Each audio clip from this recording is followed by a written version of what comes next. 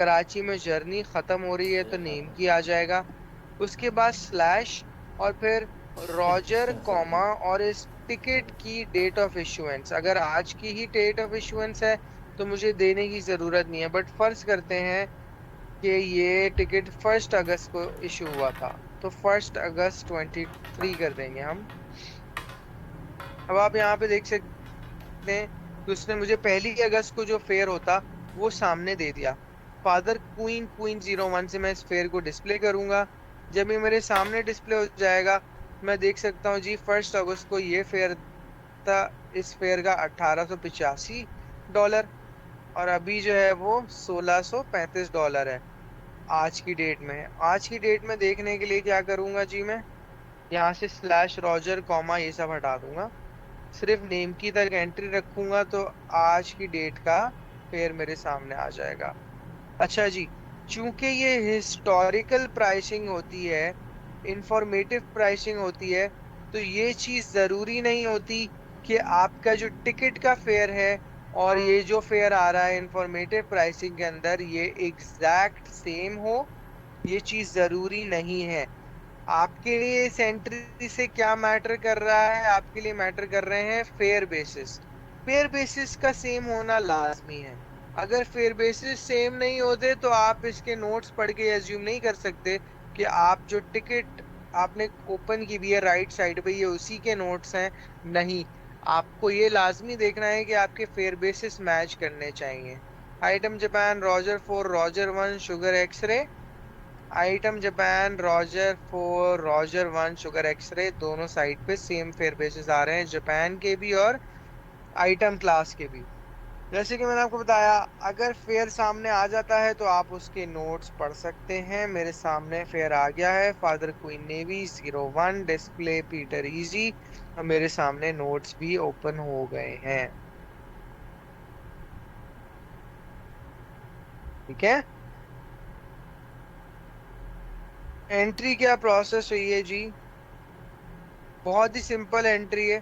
Father queen Peter Karachi से चले slash alpha Qatar Airways में स्लैश चार्ली जापान क्लास में स्लैश डेल्टा 20 अगस्त को दोहा पहुंच गए। दोहा में जर्नी रुक गई, नेम की लगा दिया। फिर स्लैश चार्ली आइटम क्लास में डेल्टा 6 सितंबर को ये वापस कराची पहुंच गए और नेम की लगा दिया क्योंकि जर्नी यहाँ पे खत्म हो गई।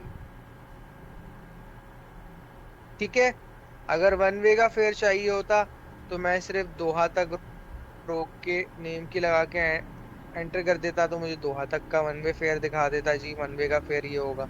समझ रहे हैं? अच्छा, ये एंट्री बहुत वास्ट एंट्री है। अच्छा, चाह रहे हैं तो नोट कर लें, मैं पास डेट के साथ आपको ये एंट्री सामने रख देता हूँ। नोट करना चाह रहे हैं तो नोट कर सकते हैं, नहीं करना चाह रहे तो ना करें, आपके ऊपर है। अगर आप Harry easy father queen Peter करते हैं तो ये एंट्री आपको यहाँ पे भी मिल जाएगी, अलग अलग फॉर्मेट के अंदर किस तरह से आप इसको प्रोसेस कर सकते हैं। अब ये एंट्री देखें, ये एंट्री कितनी लेंदी है। ये एंट्री कितनी लेंदी क्यों है, इसका एक बार मैं अगर आपको फेयर दिखा दूं कि किस तरह कंस्ट्रक्ट हुआ है। एंट्री लेंदी इतनी है कि सिस्टम को टाइम लग रहा है। ये देखिए, अगर आप इस आइटनरी के ऊपर गौर करें तो ये काफी लेंदी आइटनरी है, और इसकी एफक्यूपी की एंट्री क्रिएट करना थोड़ा सा हेक्टिक हो जाता है, मुश्किल हो जाता है। आइटनरी क्या है जी, फैसलाबाद से चल रहे हैं, दुबई पहुंच रहे हैं। दुबई जो है वो एमिरेट्स क्लास में पहुंचे हैं, वाटर एमिरेट्स एयरलाइन में पहुंचे हैं वाटर क्लास में। फिर दुबई से जोहानिसबर्ग पहुंचे हैं एमिरेट्स में ही वाटर क्लास में। जोहानिसबर्ग से एमटीएस पहुंचे हैं फोर जेबरा एयरलाइन के अंदर यंकी क्लास में। फिर एमटीएस से इनकी वापसी हो रही है, जोहानिसबर्ग पहुंचे हैं फोर जेबरा में क्वीन क्लास के अंदर। फिर जोहानिसबर्ग से दुबई पहुंचे हैं ये एमिरेट्स में किलो क्लास के अंदर।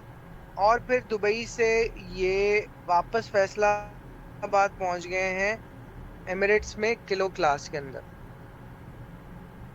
और इसके फेयर को हमने ओपन करने के लिए एंट्री क्या की है वो ये आपके सामने है कि कितनी लेंदी एंट्री है। एफक्यू पी फैसलाबाद से चले एमिरेट्स एयरवेज में, एमिरेट्स एयरलाइन में वाटर क्लास के अंदर डेल्टा 17 मार्च को जी ये दुबई पहुंचे।